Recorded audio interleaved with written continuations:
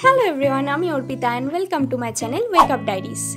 আজকে খুব মোগলাই খাবার ক্রেভিং হচ্ছিল, সো মাকে বলি একটু মোগলাই বানাতে। চলো দেখে নিই মা মোগলাই কিভাবে বানাচ্ছে। মোগলাই পরোটা বানানোর জন্য আমি নিয়ে নিলাম ব্রেড ক্রাম্ব, ময়দা, পেঁয়াজ কুচি, লঙ্কা কুচি, ধনেপাতা কুচি, শসা ও ক্যাপসিকাম কুচি, দুটো ডিম।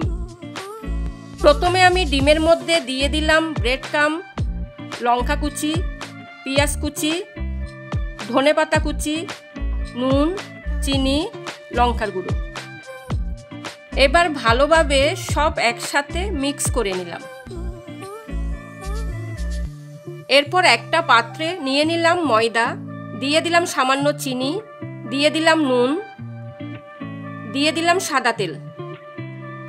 এরপর ভালোভাবে ময়দাটাকে ময়াম দিয়ে দিলাম।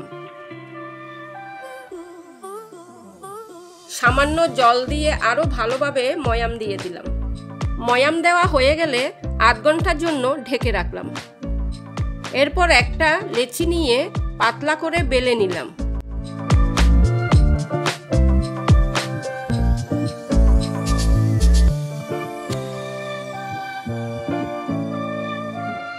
এরপর এর মধ্যে মশলার মিশ্রণটা দিয়ে দিলাম।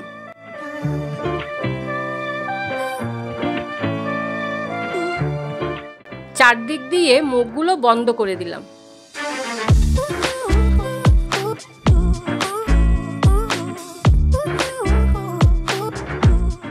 এরপর প্যানে দিয়ে দিলাম সাদা তেল। তেল গরম হয়ে গেলে মোগলাই পরোটা তেলে দিয়ে দিলাম ভাজার জন্য। এটা কিন্তু অতি অবশ্যই মিডিয়াম আঁচে ভাজতে হবে।